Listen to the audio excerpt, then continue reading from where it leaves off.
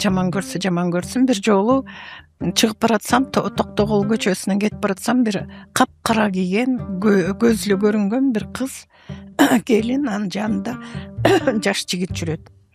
Анан эмнегедир баягы педагог катарында колун кармап, кызым, күйөөсүңбү десем, ооба күйөөмүн дейт.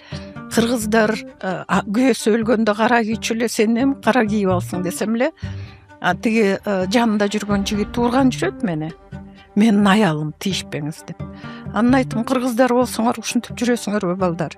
Эми кыргызбыз деген ооба, исламга ишенгиле, мусулман бололук, бирок минтип жүргөнүңөр кыргызда деле жакшынакай келиндер эле бетин жаап, неме кийип эле ошентип жүргөн.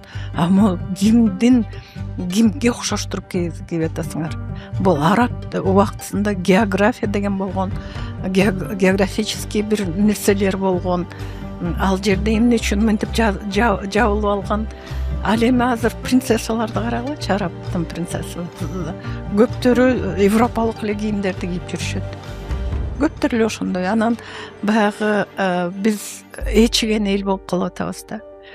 Анан мен да коркконум нерсе, исламдын өзүндө ичинде дагы бир 20 гана ашык течениялар бар экен.